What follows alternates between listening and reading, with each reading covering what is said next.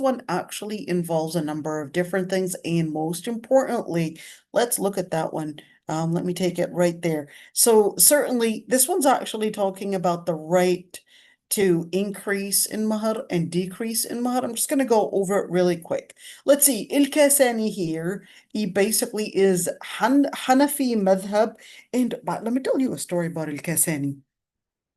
Il-Kasani had a daughter who was also a very smart girl, and she herself was a scholar. By the way, most of the female scholars, just on a side, most of the female scholars were actually daughters of scholars. So, in other words, the fathers would take care of their own daughters and would teach them fiqh. The girls would listen to what their fathers are studying and learning and what they're mentoring basically in studying, and then they would become scholars themselves. So later, one of the students, basically one of his students, he basically was one of the bright students. So Il-Kasani had told him, well, this is what you need to do. I want you to do a complete sharh, a complete explanation for one of his books, that is Al-Kasani's books, and that was the mahar for his own daughter, to get married to his own daughter, and his own daughter was actually a scholar herself. Okay, now enough about that. Let's see what he had said. Of course, his book البدائع الصنائع is almost in 4 huge volumes. Right now, it's printed in most prints in almost 8 volumes, but الكساني anyways, just remember بدائع الصنائع. Okay, let's see. And he said, quote, and it is permissible to increase in the mahar if both consented to it. And also, it is permissible to withdraw or waive an amount of that mahar, basically, whether waive the amount to like the complete amount, or whether waive from the mahar if they both agree to it. Why? Because the ayah says, وَلَا جُنَاحَ عَلَيْكُمْ فِيمَا تَرَاضَيْتُمْ بِهِ مِنْ بَعْدِ الْفَرِيضَةِ, and there's no sin upon you if you consented after. The word is il-farida. Il-farida now is basically talking about the marriage contract. All right. And you could see right there, Umar Sulaiman al-Ashqar, he basically said, and this is basically what Al-Kasani is saying, is not objecting to what most of the scholars had said in this whole idea or this whole quote. So in other words, if the man had basically wanted from his own money to say, you know what, I'm going to give you this gift, and just keep in mind, ladies, if the woman had basically decided to give up on her own financial rights. So let's say one day she says, you know, remember the mahar, let's say it's $3,000 or $5,000. I'm going to give up on that for you, and you don't even have to pay me mahar anymore. She cannot then decide, you know what, I take that back. You gave up on your rights wittingly. You cannot say, I basically give up on that. Just keep it in mind. Other scholars, just a note, just put it in between brackets right there. Other scholars did say that that was permissible for her to say. Let me put you in this whole debate and why they said that. So this is considered what is called the hiba. In the general idea, it's a gift. Okay, what is the ruling of a gift? Let's say I give you a gift, and let's say, I don't know, a golden ring. And then after you, I don't know, giving me some weird attitudes, I decided, you know what? Remember that gold ring that I gave you? I want it back. Now, the Prophet ﷺ said, العائد في هبته كالكلب يعود في قيئه. The one that comes back to the gift that they had given is exactly like a dog that would lick back his own vomit. That's a big one. Now, the scholars actually had two different interpretations in this regard. One, that it is haram to say, I want my gift back, and therefore it is not permissible. And therefore, even if the person decided to take back their gift, anyways, since it's haram and it's not permissible, we're not going to accept it and let it basically pass. That's the first opinion. The second opinion said, well, they do have the power to say, I want my gift back because they are the main owners. But it is definitely hated by this hadith that they would do that. But they do have the power to do so. So the second opinion considered it makruh, but considered it that it is possible to take basically the property rights taken back as long as this was not consumed. So as long as this person that took the golden ring, for example, probably didn't sell it or probably didn't give it to someone else, then it's still there and it's still in good shape and all of that, then they can ask for it again if they wanted to, but it's makruh according to the second opinion. Okay, same thing if I were, let's say I had given them, I don't know, a plate of biryani. Said, you know what, I'm going to give you this as a gift. And then they ate 2/3 of it. I'm like, wait a minute, I want it back. They said, I already ate 2/3 of it. What do you want me to do right now? You know what? Pay for it. Sorry. No, this was consumed too late. Okay. All scholars would agree on that.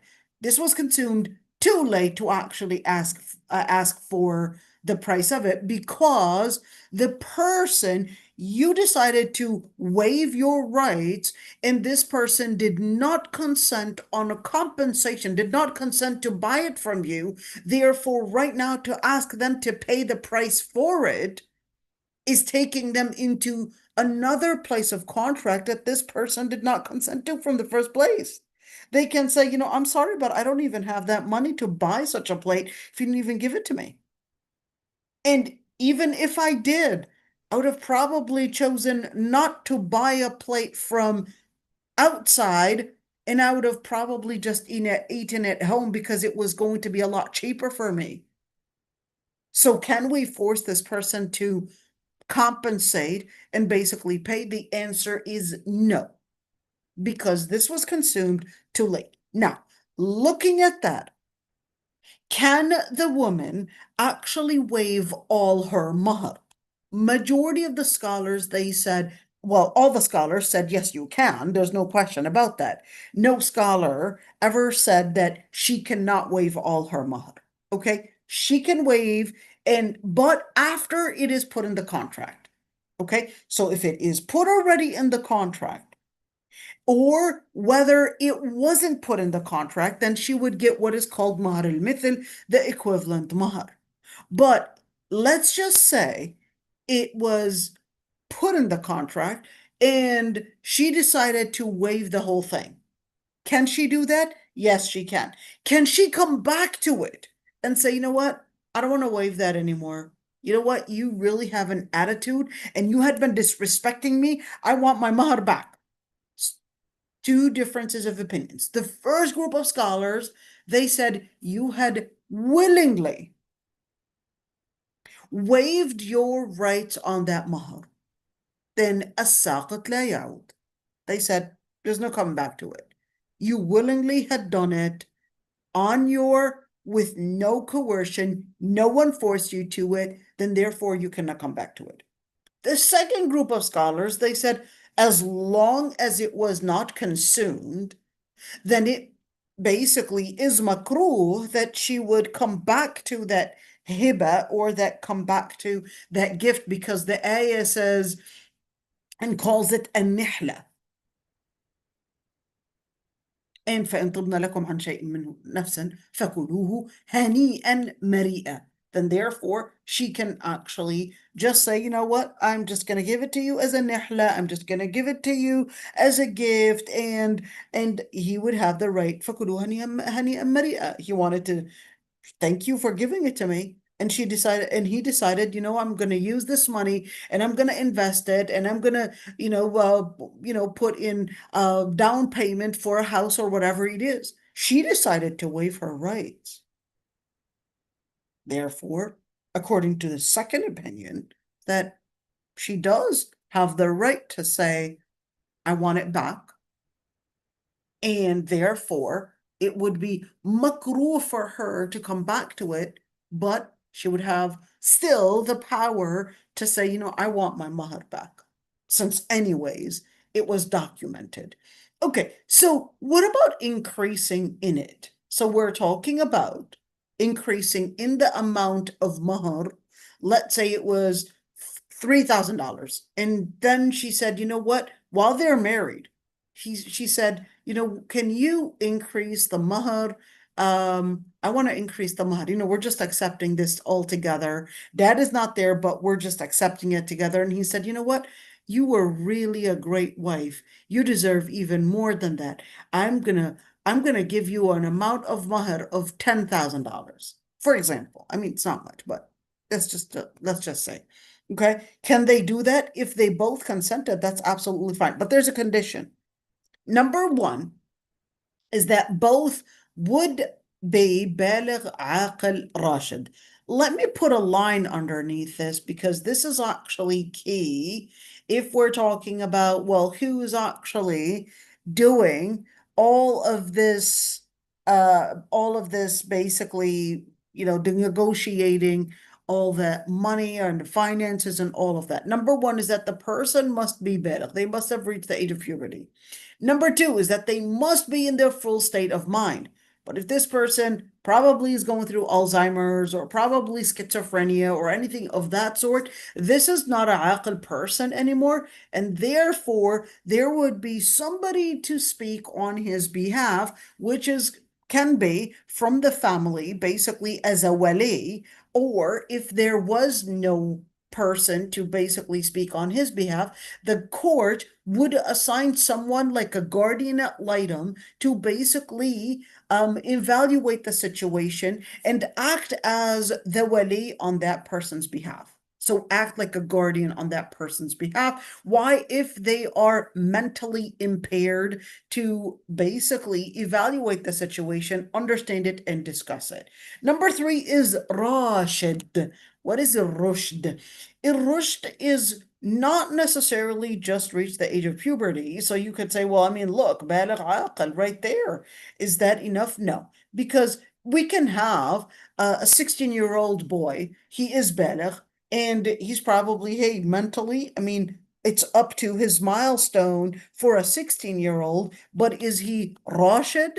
Is he understanding? Is he aware of the consequences? Does he understand how to control his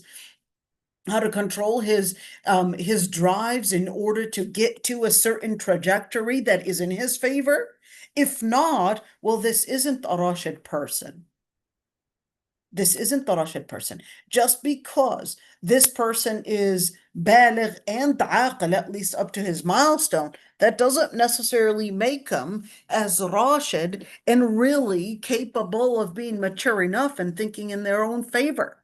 They might have the money, but then not even use it in a way that is going to be serving their favor probably 10 years from now. So that person is not Rashid. So therefore, we look at that they would have the ability to have what is called ahliyat al-tasarruf. In other words, this person is qualified to make the decisions and to basically speak on their behalf in whether we're speaking about increasing the amount of mahar or waiving a certain amount or perhaps even deducting from it. Okay, and let's see, you got Abu Hanifa, even though Al-Kasani was actually Hanafi. In fact, he was one of the main scholars of the Madhab Hanafi. But you could see that And Imam Ahmad again agreed with them in that regards. And we're talking about Abu Hanifa himself. We're not just talking about one of the scholars of the Madhab Hanafi like Al-Kasani, but we're talking about Abu Hanifa himself. They said increasing and decreasing from the mahar, it basically goes to the actual contract itself. So therefore, we're speaking about what was supposed to be the marriage contract before even having an actual intimacy. In other words, before even the wedding. All right. And let's say, and he said, and the woman would have the right to half what they had agreed upon before intimacy. Okay, what are we talking about here? We're talking about if they had a marriage contract and there was that setting, and then later on, even before they were intimate, and then later on, they basically said, you know what, we're going to increase that number. And they both consented. We're like that, that's okay, we can increase. So in that situation, the new number in case of a divorce and before even intimacy ever happening, she would have the right to half the amount that was later agreed upon. That was later agreed upon. So just keep it on, keep it, just on that, and just remember that one. Let's see. Imam Shafi'i, though, basically said that no, the increase that was put later. So let's say on the day of that marriage contract, they agreed that her mahar would be $3,000. 2 weeks later, the guy really loved the girl and they were, everything was going just fine. And then she said, "When can I make the mahar like extra, uh, $5,000 extra and make it $8,000?" And he said, "Yeah, you know what? That's okay. That's okay. I mean, I understand." She said, "After going and shopping for the gold, I realized that it was a lot more expensive than I thought." And he said, "That's okay. I understand. Yeah, you can make it $8,000 in mahar."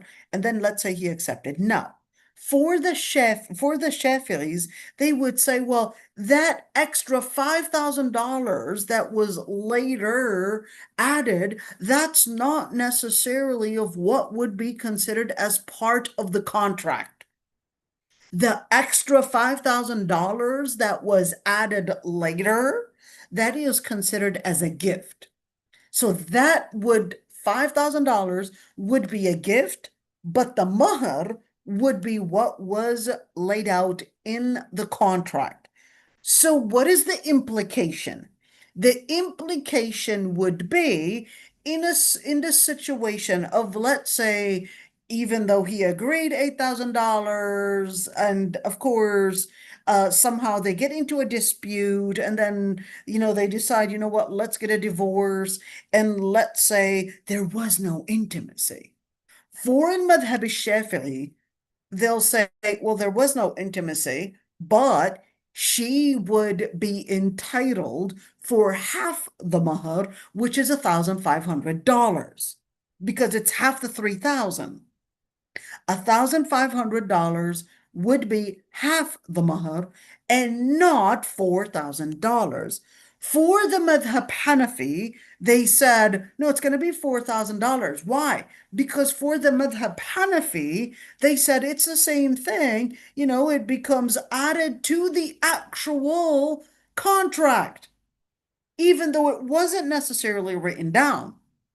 But since right now we're talking about 3 plus 5 equals 8, and right now there's no intimacy, they basically decided to go for a marriage resolution. It would be half the amount. So for the Madhab al-Hanafi, they'll say she gets $4,000. For the Madhab Shafi'i, they'll say, you see that extra $5,000? That was certainly, the circumstance was in case the marriage were to take place. But sorry, dear, we're just going to give you half the amount of mahar that was written in the contract. Just want you to see this one. Okay. Now, let's see. So the other question is, well, who's the one that has the right to actually take from that mahar? Or who's the one that actually receives it.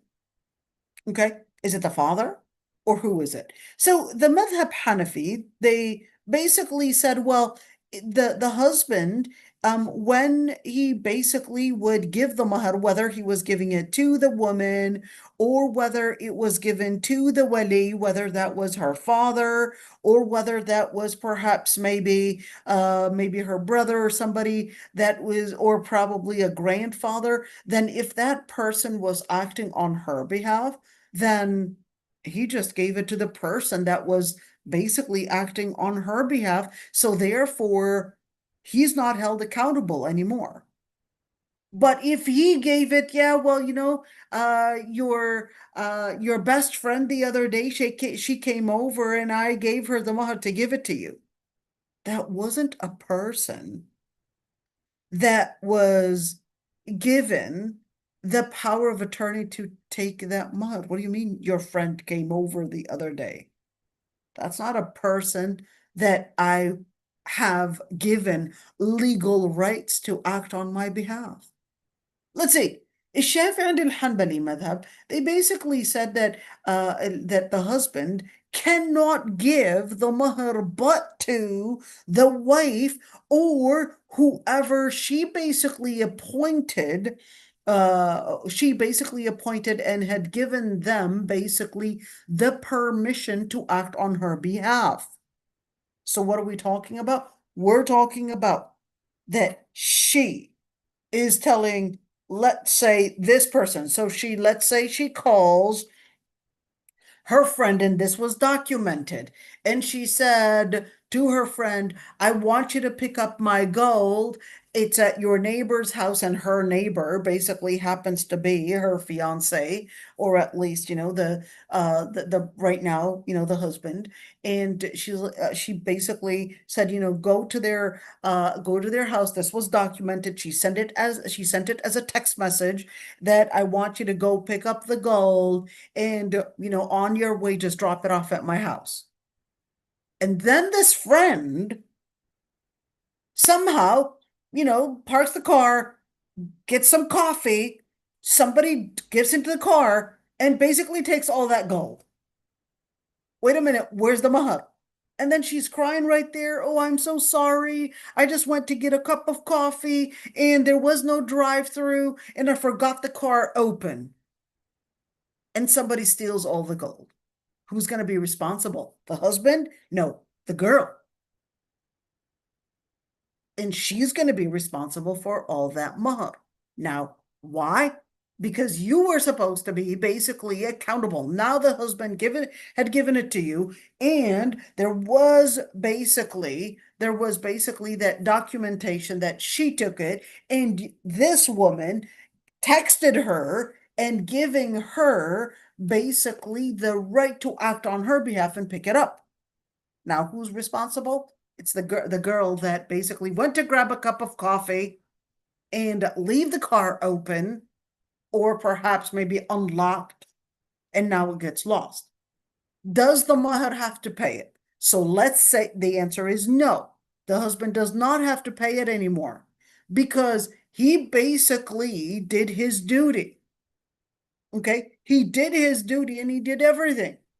So now, who's basically in debt and owes her the mahar? It's basically her friend. Okay, I'm just giving you an example. I know sometimes our examples would be a little bit funny, but yeah. Oh, let's see. So, if she basically had given the power of attorney for the person to basically take it on her behalf, whether that was her own father or someone else, because that is her complete right. So then in that situation, she would have the right to basically,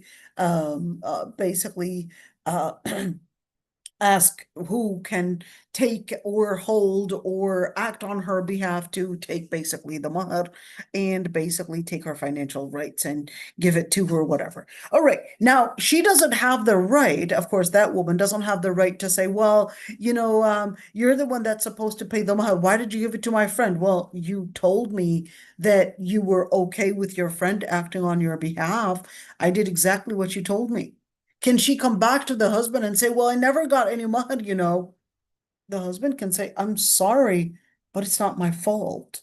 It's your fault. You trusted this girl that cannot be trusted on an amount like this. It's not my fault. It's your fault. Okay, now let's go for a different topic, which is the nafaqat al-zawja. Let me explain what a nafaqa is. In nafaqa that we're talking about, nafaqa is different than al-mut'a.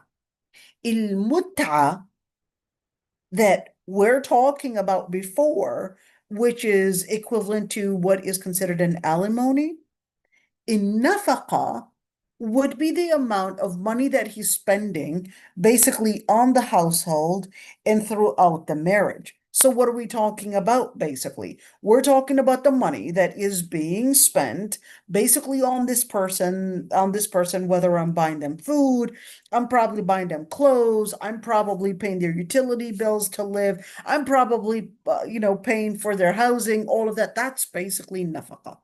Okay, now we're discussing during marriage. What and how much and what does this amount of paying actually look like?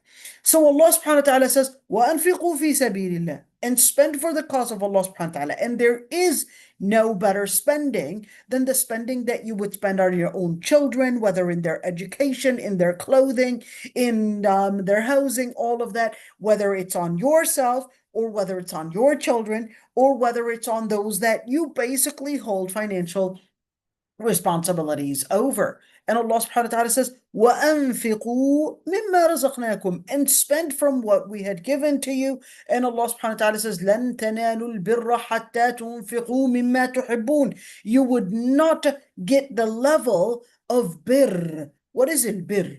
Al-birr is the highest level of being committed to something, righteousness.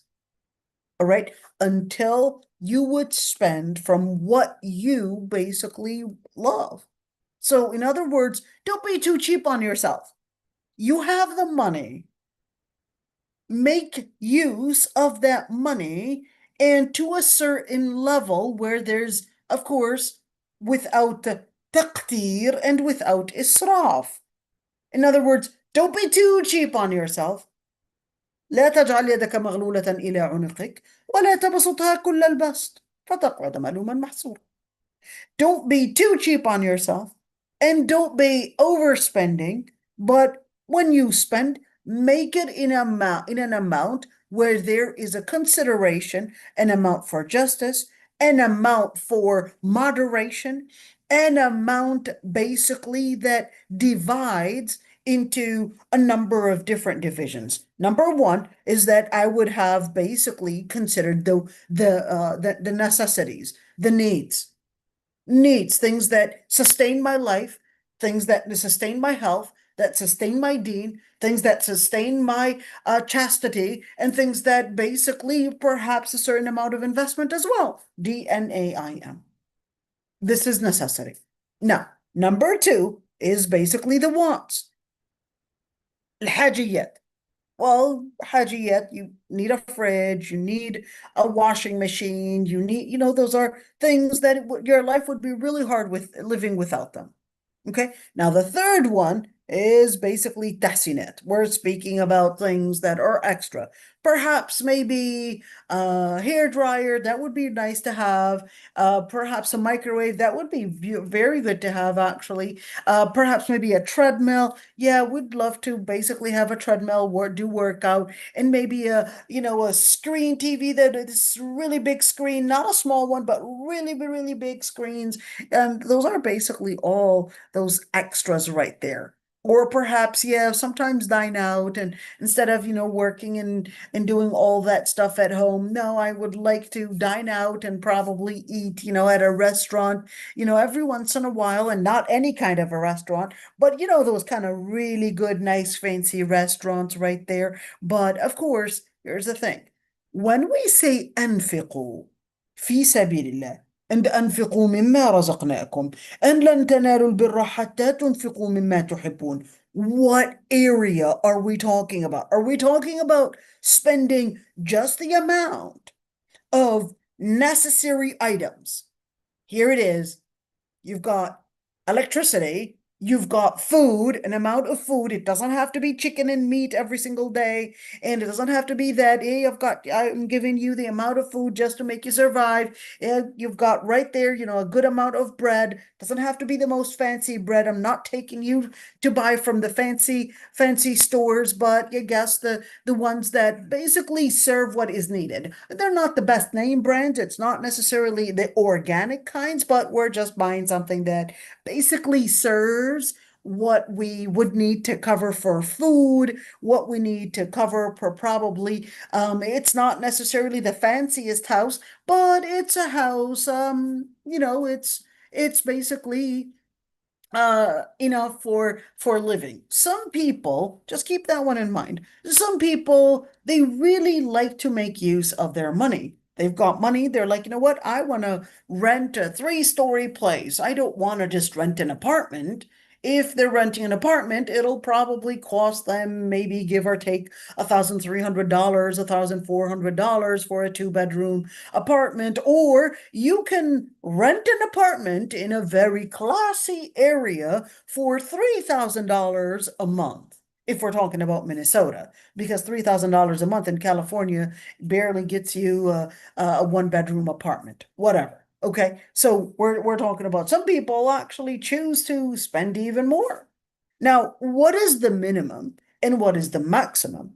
And what amount are we talking about? And of course, you want to keep in mind that some people, they like to be at least, I don't want to say cheap, but we'll say they like to keep a certain amount of moderation in order to, just probably save it for the future, for other days, because they never know what happens. And then they would say, why spend it on perhaps food? They would have their money management differently. You have your money management to you. Hey, I've got the money. Why not, live something extravagant? Someone else, their money management is different. Their money management, they would say, no, I'd rather spend more on the house than actually spend on food. So they'll basically say, nope, I would be happy to spend on the house. Why? Because this is an investment. If I were to sell it, I could sell it and it would basically be, an income coming back to me. But if I spend it on dining out and food, it's going to be wasted money. This is their money management. For somebody else, they'd say no. I mean, how many hours do we stay at home? We're either at school, we're at this, and therefore, instead of spending the money in a house that I won't necessarily be living in all the time, I'd rather just enjoy my life and actually dine out. And I'd like to probably have an amount of money where I would be traveling as well, and that would be better for me to give me, hey, a better time for enjoying my life rather than spending it too much on a place that I'll probably be just going there to sleep in it. Some people just want to sleep in their houses and not necessarily really spend all the time in it, differs from one person to another. Now, here's the question. When we look at money management, we know that we're speaking about the needs, we're speaking about the necessary things, we're talking about wants, and we're talking about all those pluses. Okay, who determines whether she gets some of these pluses or whether no, as long as she has her needs covered, that's enough and she can't complain for more. She's got the rice and yeah, lentils. She can do mjaddara every single day and lentils, and she can do, he's got some right there. We've got some onions for you. We've got some salad. We've got, those are the necessary things. And then someone else says, well, no, I'd like some avocados, but to him, avocados are too expensive, dear. We're not going to be buying avocados. And, sometimes she would probably want perhaps some fruits that are probably not during their season, but she's like, we've got the money. I really want, for example, grapes. And he says grapes are right now, you could see just this little small amount is right now going to be costing us probably $10. And $10 is to him too expensive. I'll just wait when they're probably in season, and that way I'll probably buy it for $2 at that time, and it's going to be way cheaper. So she says, well, it's just $10. He said, yeah, I'm not going to just buy one, because if you wanted one, and we've got 5 kids, that's right there, almost $60, $60 right there just to buy grapes. Said, I'm not going to do that. Let's wait until it really goes in season. And of course, she would say, oh, you know what? You're so cheap. You've got the money, etc. But he sees it that no, this is money management. Here's one thing. We can have different interpretations. So let's see what we're talking about in terms of nafaqah right there. So again, what is the amount of moderation? It really differs from one person to another. So if someone only had $1,000, okay, to probably dine out is definitely going to be considered a form of wasting money. But if a person had probably had their income $10,000 a month, oh, dining out is probably going to be cheaper to them than probably getting a maid to cook and clean and wash the dishes. So they'll say, you know what? I'll just dine out. First, the mess is less. 2, it's going to cost me less than getting a maid to basically clean and work, and I'll do all of that. And that way it's going to be cheaper for me. Okay, good for you. Okay, let's see. So what is considered as al-nafaqah here? What are we really talking about? So it's basically, number one, it's the amount of money that her husband is supposed to be basically paying in covering the expenses for food, for clothing, for housing, and for child custody, and so forth. So what is the ruling on that? Okay, let's see. Ibn Qudama, he basically wanted to list the different evidences first. Before we even discuss the amount of money, we first have to see first the evidences that support or basically say that it is obligatory to pay in nafaqah. Remember, in nafaqah is different than mut'ah. In nafaqah is during marriage. In mut'ah is after a divorce. Okay, let's see. Ibn Qudama, he basically said, well, we have the evidence that the woman or the wife basically has the right to get such spending, and it is obligatory upon the husband. We've got the evidence in al-Kitab / al-Quran and Sunnah in the prophetic tradition, and also al-Ijma', which basically means the consensus. So where's that? Give me the list of it. He said, well, for al-Kitab, Allah subhanahu wa ta'ala says, لِيُنْفِقْ ذُو سَعَةٍ مِّن سَعَتِهِ ومن قدر عليه رزقه فلينفق مما آتاه الله لا يكلف الله نفسا إلا ما آتاها. In Surah Al-Talaq, that doesn't mean that this would only be applicable in case of a talaq, but this is actually talking about during marriage, that each one is supposed to be, if Allah subhanahu wa ta'ala had given you the sa'a. What is a sa'a? A sa'a actually can mean one, volume. Sa'a can also mean space. Sa'a can also mean competence. So what is your availability? What is your ability? What is your potential, basically? So that's why Allah subhanahu wa ta'ala says, well, whatever potential, whatever volume, whatever capacity that you are capable of basically doing is what you're going to be considering. We're going to be considering your capacity of spending. وَمَنْ قُدِرَ عَلَيْهِ رِزْقُهُ فَلْيُنْفِقْ مِمَّا آتَاهُ اللَّهُ. And if a person had a limited amount of rizq, I mean, it's not like anybody has unlimited unless you're Trump, okay? And if you basically have an unlimited amount of money, or sorry, a limited amount of money, then in that situation, فَلْيُنْفِقْ مِمَّا آتَاهُ اللَّهُ. Whatever Allah subhanahu wa ta'ala had given you, you're basically going to be fair enough to deduct an amount of money to also include in basically spending to cover the expenses for this wife. And لا يكلف الله نفسا إلا ما آتاها. Allah subhanahu wa ta'ala will not hold you accountable for more than what you can handle. And when you say قدر عليه رزقه. This is actually talking about a person that their income was basically limited, or when we say limited, we're actually talking about an amount of income not only limited, but is barely covering their own needs. So at the end of the day, is that they would have to take in consideration that this income is supposed to include her as well and include the children, and therefore he cannot be selfish and just pay for himself. So Allah subhanahu wa ta'ala basically lets us know that piece of it. Let's see the sunnah. The Prophet ﷺ, it was narrated upon Jabir that the Prophet ﷺ made an oration to the people, and he said, اتقوا الله في النساء. Fear Allah subhanahu wa ta'ala and have the religious integrity in dealing with women. For they are, the word is awanun indakum. What is al-awan? What is al-ani? Al-ani is basically a hostage. They're like hostages in your own homes. You had taken them by the trust of Allah subhanahu wa ta'ala. Allah subhanahu wa ta'ala is trusting you with these women.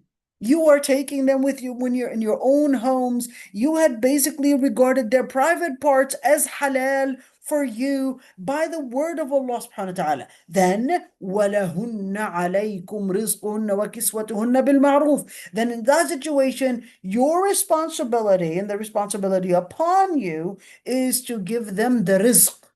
This is an unidentified word, which basically is giving me, it's not limited, but telling you, well, you've got the responsibility to give them rizq, to basically give them clothing, and the word is bil ma'ruf. What is il ma'ruf? Il ma'ruf is taking in consideration several items. Number one, it's taking in consideration il ma'ruf to meaning the culture.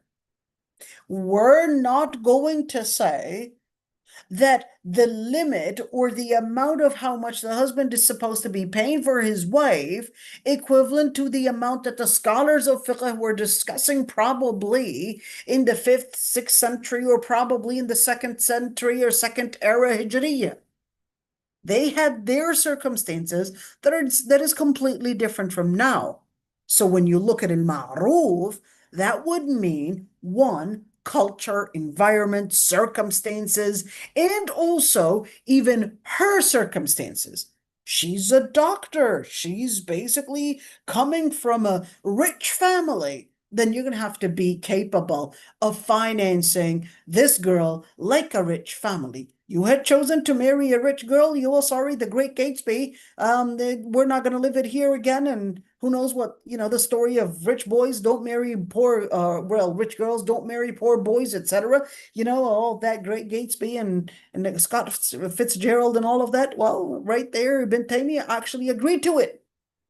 Ibn Taymiyyah agreed to it. He said, well, if you choose to marry a rich girl, then you're going to have to be capable of financing her like a rich girl. That's al-ma'ruf to her. But if you cannot, just go marry a poor girl like you if you are a poor boy. Because we're going to hold you accountable. And her ability as a rich girl is completely limited compared to a poor girl that learned how to not be entitled and learned how to basically do everything on her own. She knows how to knead the dough. She knows how to clean the place on her own. She knows how to do everything by herself. She's basically a girl that learned the hard way, wasn't entitled if she's a poor girl, and knows how to make of the simplest ingredients, make something big. But that rich girl, she was always living entitled. She was expecting that everything would be done for her and not her do it for someone else. Two different things. I'd rather live with a poor girl because sorry ladies, poor girls are usually a lot more humble, very creative, very down to earth. Definitely nothing like the poor people, because they would be the easiest people to deal with. A lot of times these rich people, they're living in this type of entitlement that makes them forget that they're at the end of the day human. So yeah, they would see other people as different classes, and they would start seeing people based on the dollar sign on them. Don't be friends with these kind of people. Be friends with the people that are probably cleaning the streets, or people that are probably the janitors, and people that barely have food to eat, and be friends with these people. It's better for your heart. Trust me. Wallahi, it's better for your heart. Anyhow, so we'll talk about that later. Rawahu Muslim. This hadith is narrated by Muslim, letting us know that this oration is basically an authentic narration. The other meaning for al-ma'ruf is basically based on piety. So what is piety? Well, that's that area of, well, we're holding you at least trustworthy to a certain level that you would basically spend with Allah subhanahu wa ta'ala overseeing whether you're going to be spending with integrity or not. You probably didn't disclose maybe his, who knows, like his maybe bank statement. She doesn't know how much money he's got and etc. But then he's always saying, we don't have enough money for this. We don't have enough money for that. You know, we're really behind with our budget, etc. When later on, somehow, you know, she discovered that he was actually rich. But he is rich because he's always saving. He says he lives based on a penny saved is a penny earned. And he considers that if a penny saved is a penny earned, and therefore, to him, if you are not spending, you are making money. So he's always telling his wife that they have to live on a budget, and this type of an exaggerated type of cheapness is basically how he considers is an income. Okay, some people choose to live like that. Okay, let's see right there. Al-ijma', which is the unanimous agreement between scholars when we're talking about a consensus. All the scholars had basically agreed that it is incumbent upon the husband to basically spend on his wives, or at least the wives, if they were basically if they had reached the age of puberty. So we're talking about what? If she was young, he wouldn't be paying for her? No, it's not that he wouldn't be paying for her, but of course, if she is underage and there was a marriage contract, all right, she would not be living with the man yet. And he's not allowed to be intimate with this underaged girl, even if there was a marriage contract. So that marriage contract is really on paper, but he cannot be intimate with an underage girl because it's la darar wa la darar. Okay, unless she is nashes. I want you to look at this word. What does that mean? The husband is not obligated to pay on the wife that is nashes. So what is nashes anyways?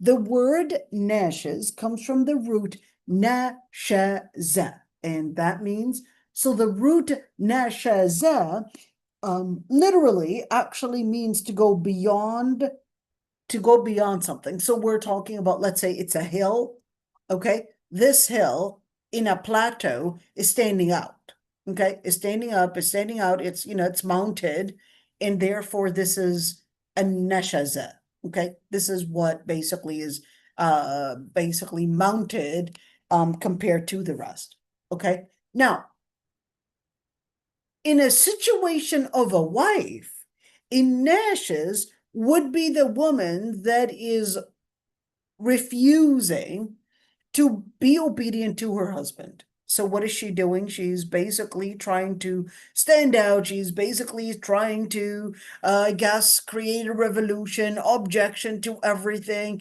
He wants, you know, for example, wants something. He's like, no, I don't want to.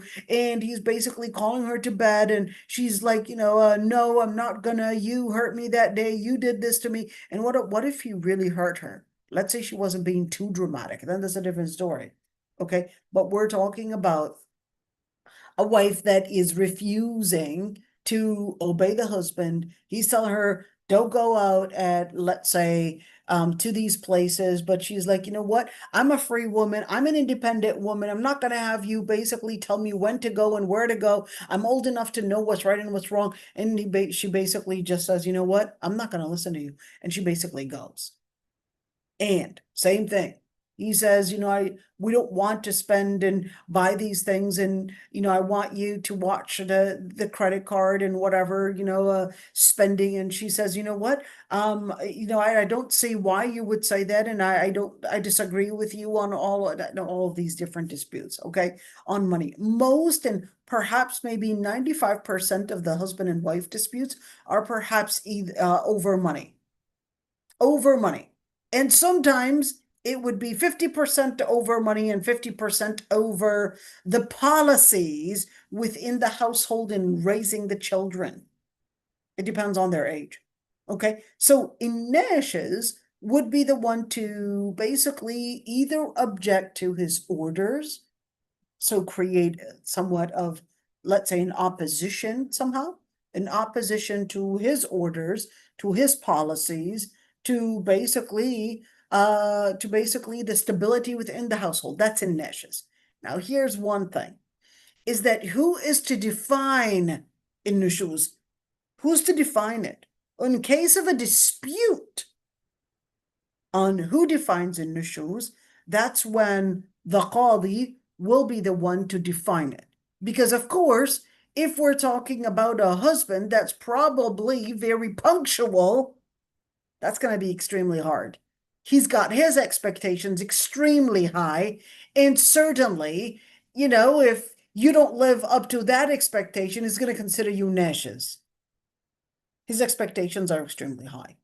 He wants everything to be in a certain perfect way, and his level of perfection is so intricate that it's almost impossible to live up to this perfectionist person's, I guess, expectations. So no matter how well you try, this person is such a perfectionist that there's absolutely no way that you are going to be living up to his measurement, his standard of perfection.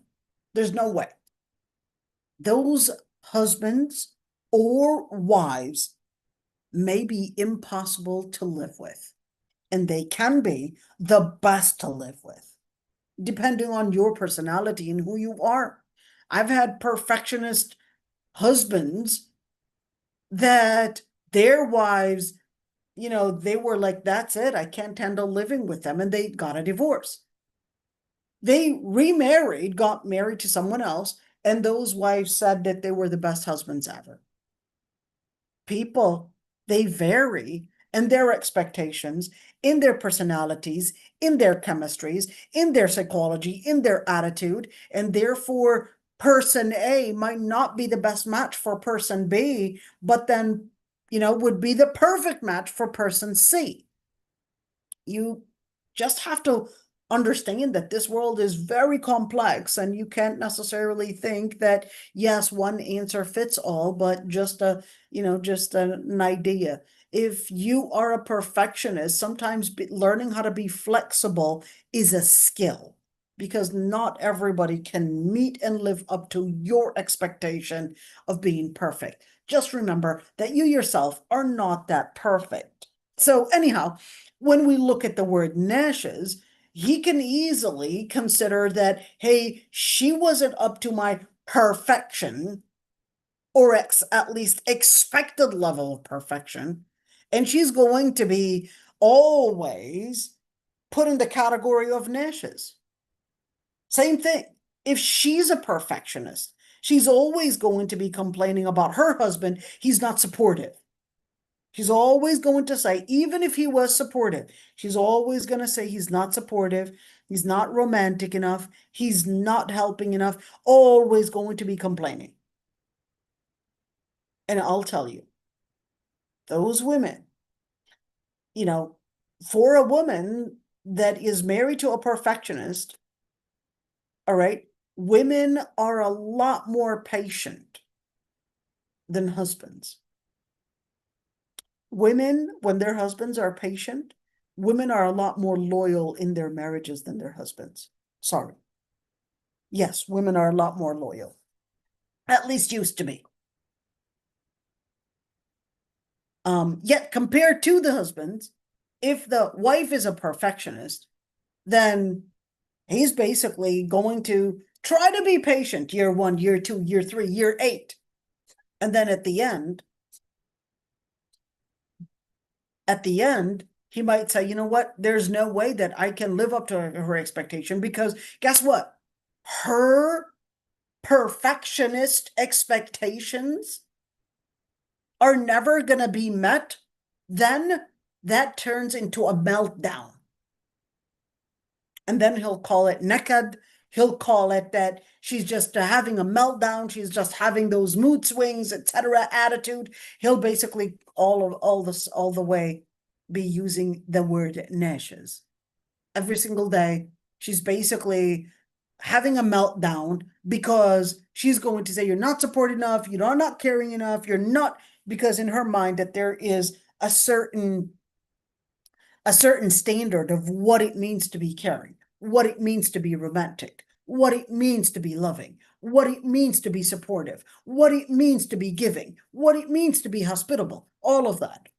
And then she basically, if she doesn't get what she wants, or he doesn't meet and do up to her expectations, she doesn't have the power to force, but she'll use mechanism 2. I'll make your day hell. I'll basically, the food I'll give you, I'll probably just put it on the table, and roughly I'll give you a bad look, and I'll give you a bad grin, and I'll basically probably slam the door, etc. And certainly that is a type of nushuz. Okay, just keep that one in mind. Many women, they just think I'm just having my way of pressuring this husband to basically do what she is expecting him to do. So I'll just say, ladies, the Prophet ﷺ had described that the best of the women, إِذَا نَظَرَ إِلَيْهَا سَرَّتْ, whenever he sees her, she's basically making him smile. She'll bring delight to him. All right, bring delightness. She'll basically fill his day with a delight smile. You know, whatever the situation is, she'll basically embrace all of that. Certainly, there's no question. Happy wife is a happy life. There's no question. But at the same time, ladies, there's an art. There's an art. Let your husband live like a king, and he will make you live like a queen. Just remember that one. He will make you live like a queen. Yes, in Palestine we say كبير الأم خادمهم. If you are the one that is considered basically the big boss, and you consider yourself the important figure, well, they're the most ones that actually invest in bringing services, because people will later depend on them. People will later depend on them. When you are being that person that your husband depends on, I'm not saying babying him. No, give him some chores, definitely. At least, some things to do and participate. You don't have to carry all the burden. No, absolutely not. You don't have to carry everything. But at the same time, make sure you don't get your information from all that feminist social media that's probably trying to indoctrinate us, that with that song that they would sing, that they want to lift their fingers off everything, and they want to do this. Make sure you don't get indoctrinated with that feminist song and those feminist rhetorics out there. So just make sure and keep in mind that nushuz is actually something that not only can jeopardize your rights, but nushuz can even be a sign in al-akhirah that the Prophet actually said your husband is jannatuki wa narak. He's your gateway to heaven or hell, whether in this dunya or in the akhirah. Okay, but we're going to talk about nushuz later on. Okay, let's see. So why is the woman, the woman, the one that is entitled, that the husband would basically cover her expenses? Not, why not? She's the one that's spending on him. Okay. Well, number one is that the scholars actually use this word. They said mahbusatun ala zawj. It's quite interesting how they would use this term. And they said, well, because, the word, if I were to literally translate that, that would mean locked down. She was locked up, actually, locked up for the husband. And what a word that they would use. Locked up, that's an imprisonment right there. I don't know. I would definitely, see it as a strange word to use, but at the end of the day, I guess it kind of goes in with and fits with the word awan, so I can understand what they were saying. But of course, this isn't to mean that the woman is locked up, meaning imprisoned within this household, but in other words, she's investing, she's being committed to this husband, and certainly it's a very hard task, it's a lot to do, and therefore he will basically have the right to tell her, well, I don't want you to go out and get a job, and therefore he would be responsible to spend on her exactly, look at the word that he said, that he used, كالعبد مع سيده, as a servant with his master. I know if the feminists were here, they'll be the ones, look at that, that's so misogynist. Why would they use that? And remember, the Prophet ﷺ even said طاعة الزوج, about طاعة الزوج. I mean, so yeah, even if you look at today, it's part of a woman's psychology that she basically ends up really wanting to take care of her family, take care of her children, take care of her husband. It's part of her own psychology, but except with this feminist psychology that came in and basically considered that no, all you need to do, you need to get equal with the guys and go out and work. And she ended up becoming, at the end of the day, she ended up becoming a slave, but to the public. Just talk about freedom, right?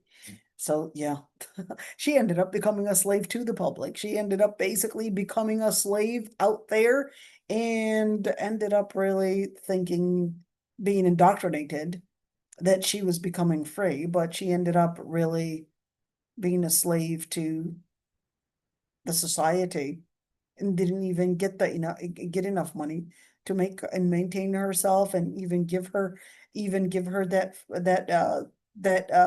I guess freedom, and that instinct of motherhood that she wanted. Okay, let's see. But here's a question. When you say يمنعها من التصرف والاكتساب, does he have the right to tell her that she cannot go out and actually get a job? Yes, in general, yes. Unless she had written in the marriage contract that she would have the right to get a job.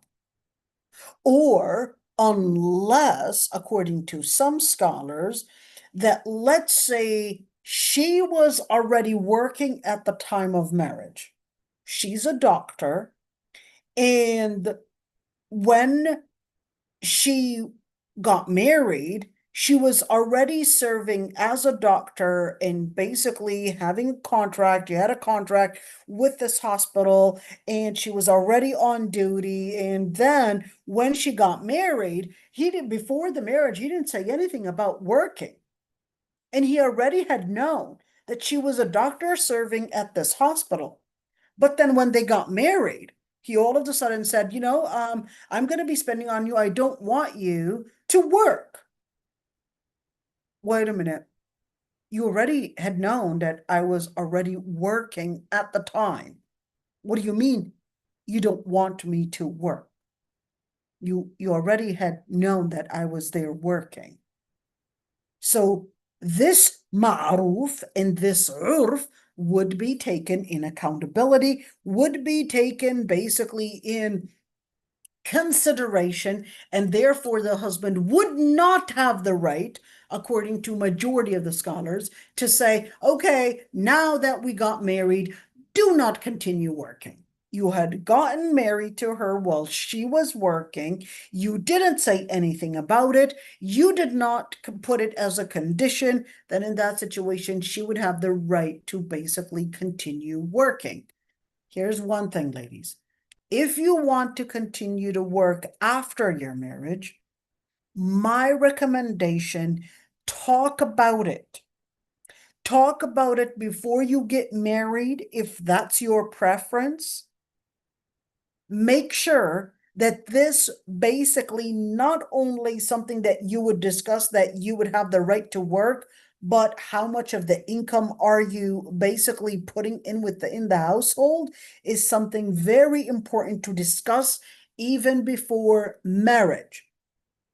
And how much of that income are you going to be using? So if we're deducting, let's say 50% of your income to be invested within the household, then okay, 50% is that to be spent probably on bills, probably, on different things that you would consider that, okay, here it is, the 50% sum right there.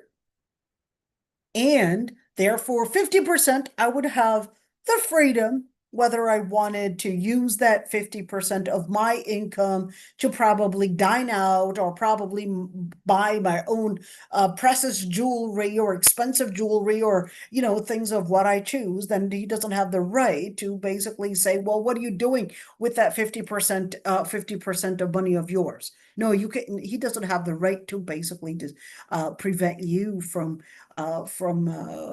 spending it the way that you would want. That's your choice.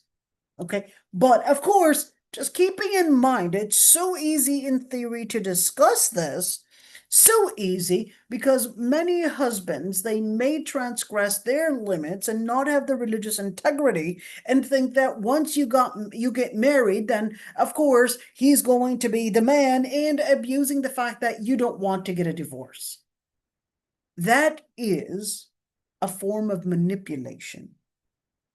A form of manipulation, and certainly not acceptable that once this man gets married, then all of a sudden, of course, abuses the fact that she is now, considering that she wants to invest in this household and certainly does not want to get a divorce and be called a divorcee. And he knows that. So what does he do? He doesn't even discuss this matter of her working and her income and all of that. And he basically delays to talk about it once a marriage basically taken place. Now he considers that he can have a grip on her because now she doesn't want to be called a divorcee. That is so sneaky and so deviant and so manipulative, and certainly that is disgusting. So, ladies, in order to make sure that you don't end up being put in this type of a grip, it's okay. Lay out all those issues that concern you even before you get married. Why? Because if things go the other direction, let it go the other direction before a marriage is taking place than after a marriage is taking place. To have this person get out of your life is better when you didn't even start your life, is way better than, yeah, this person is right now, basically right there, taking, inputting all that. Perhaps some women, their job and their degree is more important to them than anything. It's preference. I personally would recommend investing in your marriage and investing in your children and investing in your husband is a lot more important than investing in your job. But that's my preference. but some people's preferences are basically to say, well, no, I worked so hard, I got this education, why am I basically giving it up? You know, people have different preferences. I can't force it onto anybody, but at the end is that if that's your preference, then make sure you discuss it before you get married, before it's too late, or you feel that you're being pressured to think with certain data within, let's say, a certain boundary that is imposed on you. Okay, now let's move on right there. And certainly, who's also entitled to getting this nafaqah? Well, even if we're talking about a Christian or a Jewish woman, basically, when we're speaking about Jewish or Christian women, we're basically talking about the non-combatants. So we're not talking about an Israeli here. We're talking about a non-combatant, okay? We're not talking about a person, a Christian woman that is a combatant, basically fighting and even, you know, considering that Muslims are basically their place of target. And no, we're talking about a Christian woman that's probably, who knows, maybe a woman that is, number one, she's bashful. Number two, that she considers, you know, we're supposed to be inclusive and all of that. And it's not necessarily fighting the Muslims. So in that situation, whether we're speaking about a Muslim woman or whether we're speaking about a Christian or a Jewish non-combatant woman, then in that situation, the general wording within the text that basically obligates the husband to spend on the wife would include both. The kitabiyya, meaning the woman of the people of the book, Jewish or Christian, and also the Muslim woman as well. So at the end, of course, that. So what types of nafaqah are we talking about? What type of spending are we talking about? So anything, okay, in nafaqah is anything that would basically give the amount of money that would,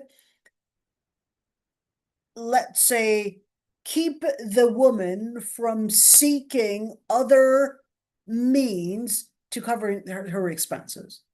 That's what we mean by that nafaqah. So in other words, to get married and expect that part of the income is going to come from welfare, sorry, you're not you can't consider that welfare was part of the income. You are behind. Just admit it. You're supposed to be working as a man to cover the expenses and not rely on the government or donation resources or whatever it is for this marriage.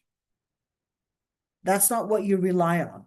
In other words, to get married to a first and a second and a third wife and say, well, you know what, the SSI or the Social Security or probably the government or the welfare would basically cover the expenses and you're there. Sorry, sir, but that's not permissible to do because you are obligated to cover the expenses for these wives. If you cannot afford it, then do not get married, please, until you're capable of manning up, getting a job, and being capable of covering these expenses. And to think that these women, by relying on welfare, that you had done your duty, hey, you've got the food right there, what are you complaining about? You do recognize you're not the one that's paying for it. And guess what happens? It is part of, you look at that ayah, Allah subhanahu wa ta'ala says, الرجال قوامون على النساء. What? بما فضل الله بعضهم على بعض وبما أنفقوا من أموالهم. In order for this woman to feel your manhood, your masculinity, she must feel and recognize and see that you are the one that is supplying all that maintenance. If she's not feeling that you are supplying the maintenance, then certainly your level of masculinity drops in her eyes. That's why Allah subhanahu wa ta'ala says, بِمَا فَضَلَ اللَّهُ بَعْضَهُمْ عَلَى بَعْضٍ. Certainly, you may have six pack and I don't know, these big muscles and all of that. That's not what makes masculinity. Masculinity is in really bringing in maintenance, is really in bringing in the security, the maintenance, and the decision making, etc. All of that is masculinity. But to depend on the government, someone else is feeding your own children and not you? Why is someone else? Why is it the government is basically feeding your own children? What are you a man for? You're a man to basically work and certainly cover the expenses and that maintenance. Let's see right there. So what does that look like in terms of, well, what is needed? So we're talking about number one, we're talking about food. We're talking about drinking. Of course, just different things that they're supposed to be drinking. Il-kiswa, basically the clothes and housing. And zina, this one's quite interesting, zina. So we're talking about, things necessary for her to, I guess, look good. Perhaps maybe fragrance, maybe jewelry, maybe makeup. But of course, if you were to probably buy something from maybe, I don't know, just a simple store, makeup is completely different than when you're probably going to Sephora, which can actually cost you a good amount of $200 for something that is really, I would see there just one time. I think I entered just to see what these women are really talking about when they go to Sephora. And I went in there and I'm like, are these women really serious to buy these products for such an expensive amount of money? I think it was like a cleanser or something. I think it was like $150 and $80 and who knows what, and some makeup and, mascara. And it was, what kind of prices are these? And yet women would actually go there and think of it, hey, they basically buy this product thinking that, yeah, it's going to give me a better, I don't know, hydration for my skin, going to make my pores look 20 years younger and all of that. And they would actually go get it. Okay, does he have to spend on Sephora products? Or can he say, hey, this will actually do, you go right there and probably maybe, those simple stores, doesn't have to be something extravagant like that, but basically, it's like, here it is, you've got your stuff, okay? And of course, well, it depends on what we're talking about, because can he basically afford it or not? Can he afford it? Well, if he can afford it, he does have the right to say, sorry, but in terms of money management, where did we go with that one? Right there, I will say I'll cover up, let's say I'm willing to pay up to $200 in cosmetics, but not more. Can he say that? Yes, he can. He'll say, I'll pay up to $200 in cosmetics, but I will not pay more, and might actually say, yeah, I'm willing to pay more in probably doing a tummy tuck and probably doing maybe, I don't know, a skin rejuvenation and, pay for probably all these different cosmetic stuff that can cost really big in numbers. But yeah, but of course, all of that is supposed to be consensual. Just because he has the money, let's just say he's a millionaire, and he said, I'm sorry, I'm not going to pay for a tummy tuck, and I'm not going to pay for all of that skin rejuvenation. I think it's too expensive. But you're a millionaire. What do you mean it's too expensive? He says, yeah, I understand I'm a millionaire, but I basically have this amount of money, to be paid in housing, this amount of money, this percentage of my money to be paid in food, this amount, but to pay on these kinds of cosmetic things is a waste of money. I refuse to waste my money.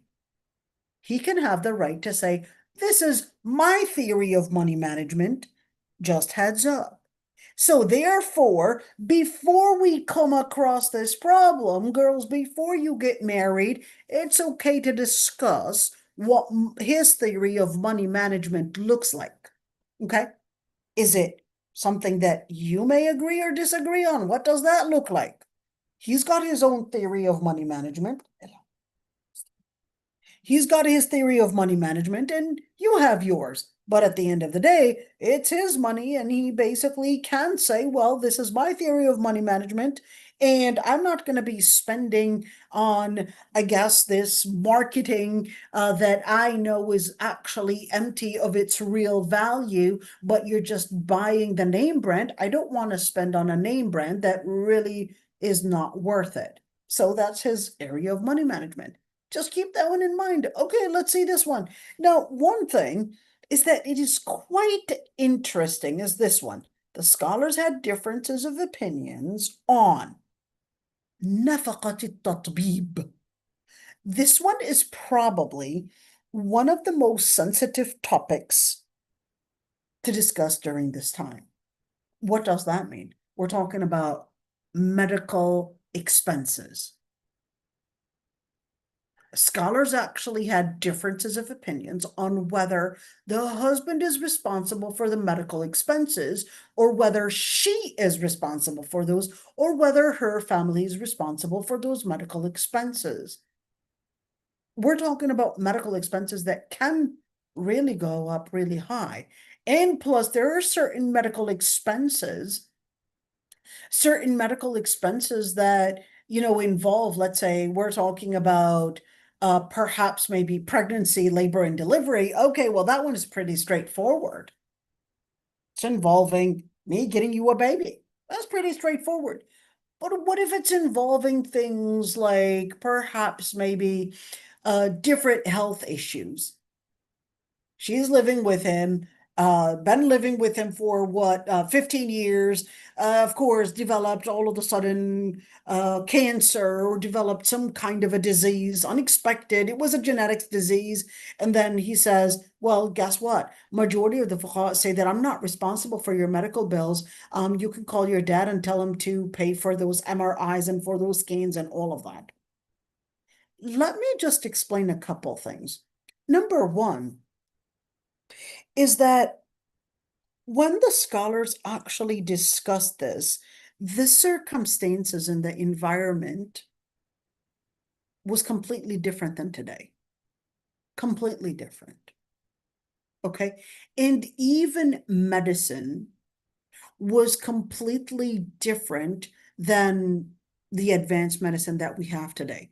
Completely different in its cost, in its prognosis, in its basically expectations, in its healing, in its of course the scans, the different costs that basically for whether treatment or whether even evaluation, it's completely different. We're especially if we're talking about a place like America where you can just an MRI scan can go up to 12 and 13 and can go up to all these very ridiculous numbers.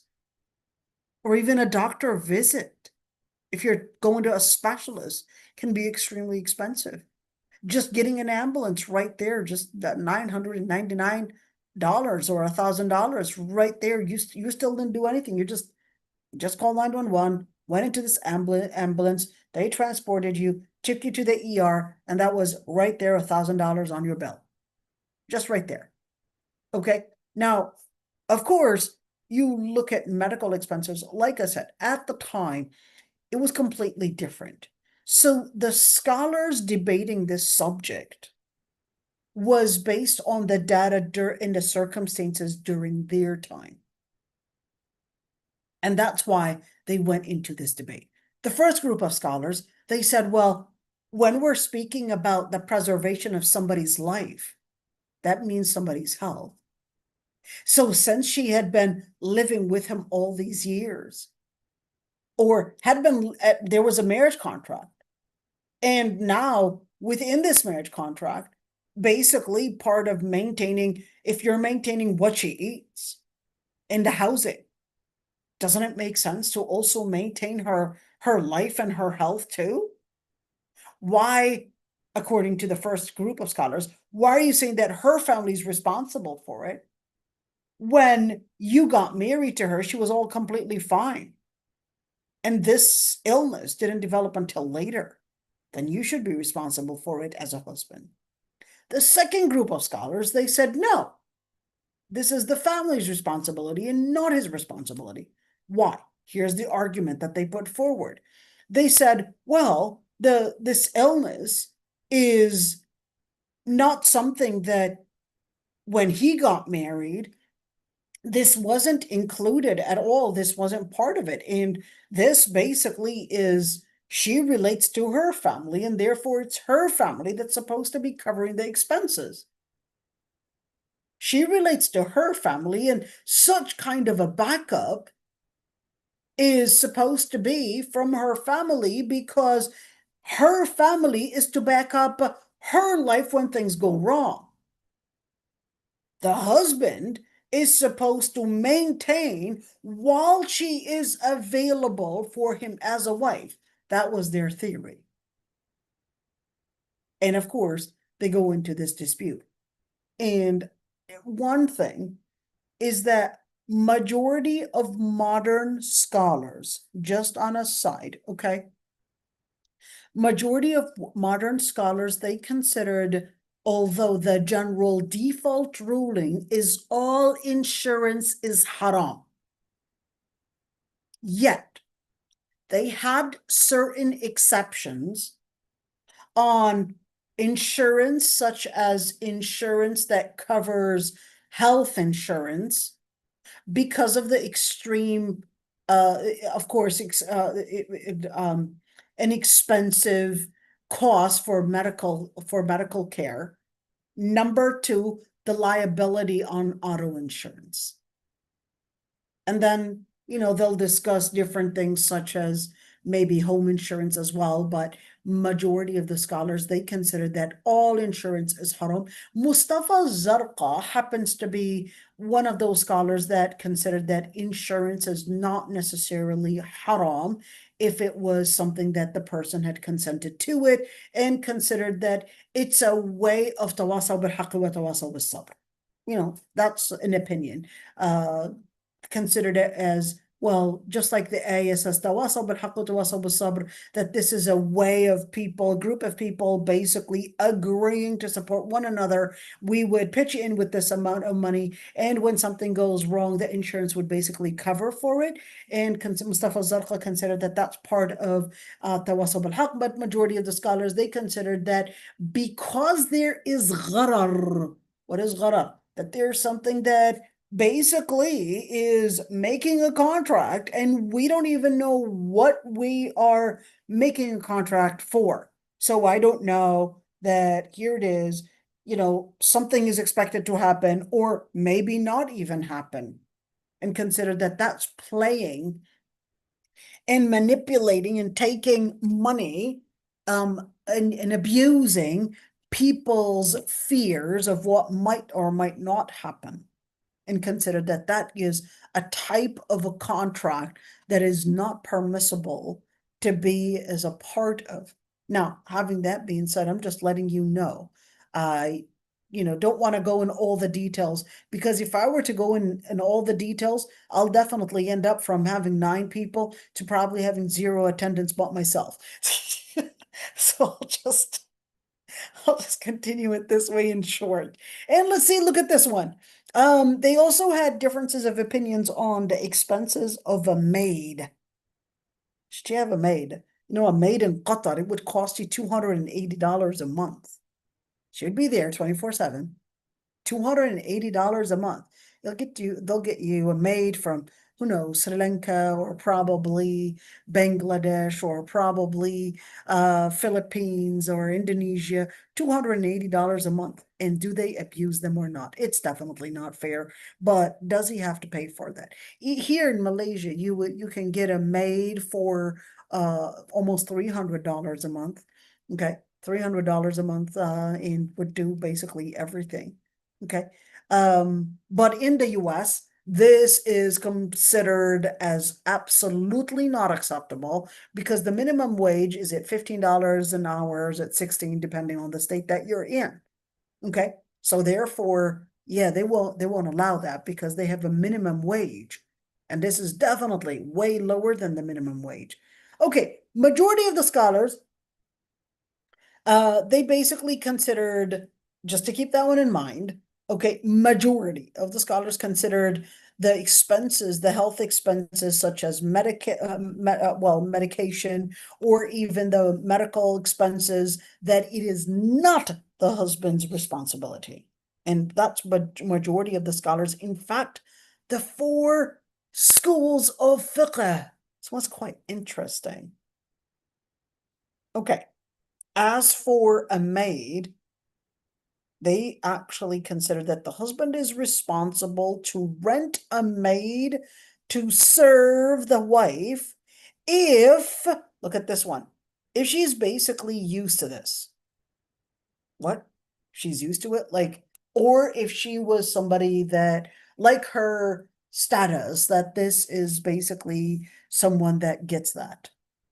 So let's say you married a princess, okay? Well, and she was always having these maids do everything. Well, you knew that she was a princess, so therefore, sir, you're expected to serve her the way that she basically used to be served and get her a maid, okay? And that's quite interesting. But here's one thing, of course, all of that is dependent upon the husband's capacity, financial capacity. All right. But at the end of the day, just remember this one. You know, we're going to discuss the part, is the wife actually responsible for even working at home? Even though the scholars debated this, but just to let you know, okay, even the scholars debated all of this in a long debate. Is she responsible? Is she mandated to work at home? Or is her responsibility just supposed to be what that nikah was for? Let me break it down. In the 5th century, remember when we said that the definition of marriage that they had said was that marriage was a contract in istihlalul farj. This is basically what it is. It's basically regarding the private part as halal for the husband. And they considered that that's exclusive. That's basically all she needs to do, is basically be there for intimacy. Now, just keeping in mind, the scholars that said she does not have the responsibility to work at home, clean, cook, I don't know, wash the dishes, whatever, they basically said, well, that's because marriage was all about halalizing intimacy. And they considered that that's exclusive to that. Therefore, her responsibility is not including cleaning, all of that stuff. So for the Muslim feminists, I would say, really, would you want a definition like that? That it's basically just a halal relationship. That's it. Then therefore, we'll say, okay, are you going to also say he is not supposed to be responsible for your medical expenses as well? You want that as well? Or what are we talking about?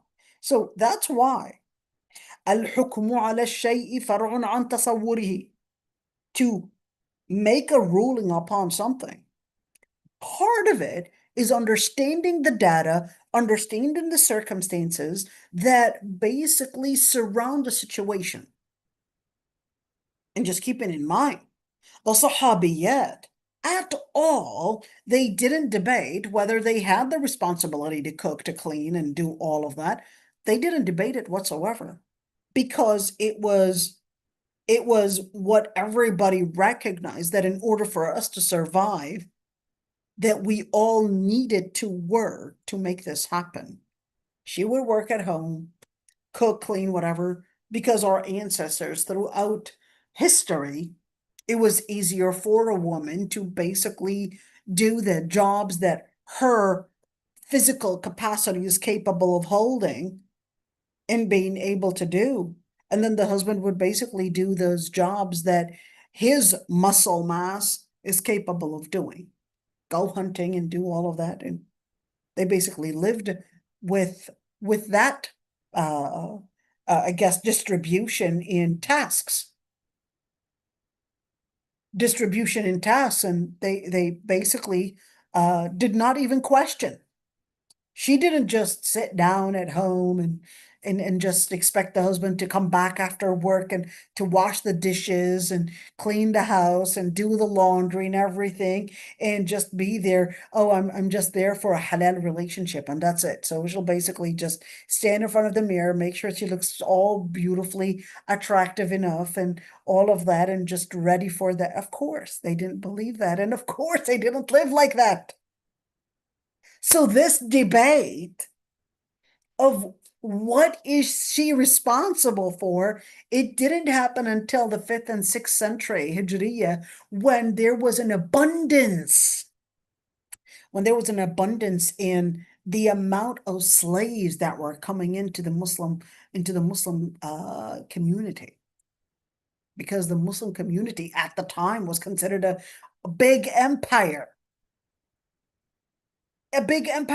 And they were so rich. And just a note, it wasn't that the Muslims were enslaving the people. No. It's that the Muslim empire was so rich that they were capable of buying the slaves from the other non-Muslim countries that were nearby. That's basically what it is. The other non-Muslim countries, they would have a lot of, and it was white slavery mainly. They would have all these slaves, and the Muslims in the Muslim country, the Muslim empires were generally considered a rich empire because of social justice and because of the economical justice. So the Muslim empires were basically considered in the upper class compared to the other countries. So they had the money to buy these slaves at a cheap price. And they would buy these slaves. We're talking about white slaves. We're talking about Asian slaves, and they would basically be included within the society. So of course, since they were very cheap, that's when that that's when these conversations rose. So you cannot expect this type of conversation to rise right now when majority of the Muslim countries are actually living in the lowest level of economy. So to use this debate that was in the circumstance when the Muslim empires and when the Muslim countries, when the Muslims were basically living at an upper class situation, and apply it when right now, under all this colonization that we're living in and under all this circumstance and political situation going the other way around, where majority of the Muslims are basically considered right now at the poverty level, barely making it. You can't use a fatwa that was in a completely different circumstance and apply it today when the circumstances had basically flipped upside down. The circumstances had flipped upside down, and to actually say, yeah, well, the husband, and it's quite interesting that you would have a lot of dua. Okay, even dua. The problem is that a lot of the dua, they would be great motivational speakers and they would do a great job in being motivational speakers, but many of them do not know fiqh. So they would take one word, one sentence, okay, and they would memorize it or they would learn it and then they would use it and start giving orations based on that and say, even if a woman was very rich, she doesn't have to even serve her husband. Islam basically gives her the right to not serve the household, and the husband is supposed to be doing all the work. Seriously, this is what you consider justice. This is, where did you hear that from? How did you get that? You would say one fatwa that was taken out of context, or out of the historical context, the economical context, the political context, and then you're applying it in a completely different context. And then they'll go into this debate in our modern times when it really is definitely, you're really taking a little portion outside of its context and then applying it in the wrong context. And that's where we see a lot of the dua actually lacking fiqh, and and basically speaking of these ideas on pulpits, and it's like, actually, I wish you understood the circumstances. And then, of course, the women, they would like this and they would say, yeah, I don't have to work at home. I don't have to do anything. It's the husband's responsibility. And I'm just, out of courtesy, I'm working just because I'm so nice and all of that. It's like, wait a minute. Let's really scrutinize this. Anyhow, here's what I'm gonna do. I'm gonna, inshallah, tomorrow, hopefully, yeah, tomorrow, because we need to finish what we're doing as soon as possible. We need to get back to our tafsir classes again. But tomorrow we're doing a makeup class, inshallah, and we're going to be starting with this one. How does the husband actually give the wife that money? Does he like deposit in her account? Or is it enough for him to say, okay, I'm going to be the one to do the shopping. I'm going to be the one to do this. And I'm going to be the one to do, when it comes to money, I'll basically do everything. Okay. And that way I can choose the best deals. I can choose the money management. I can do all of that. Or is it that no, every single month you're expected to give her this amount of money? Is that the case? And when does this become basically obligatory on him to pay? And what about a woman that is a working woman? She basically has her own job, but she's also expecting that you would cover the housing, the rent, the bills, etc. Is that fair? What about the woman that we talked about earlier, which is the nashes? What does that even look like? So we're gonna, inshallah, talk about some of these things. And the other part, which is who's actually the one that we return to in defining how much of a fair financial distribution is fair? What is the amount of, that money management? He calls it money management. She calls it lack of management. She calls it a lack of fair distribution. She calls it being cheap. He calls it money management. The same thing. He calls it money management. She calls it being cheap. What should I call it? What is the right description for it? That's that area of debate. We'll, inshallah, discuss a number of different things. Hopefully, we'll, what if the husband can't even pay? What happens then? All of this is extremely important. This is probably, by attending these classes, it's going to solve 90% of a lot of those confusions. Like I said, 95% of the problems between husband and wife is basically related to money. So what we need is more and more sisters actually, being aware of, these issues from the fiqh standpoint to, I guess, solve 95% of their problems and live happily ever after, if only, right? If there are any questions, I'd be happy to answer them, inshallah.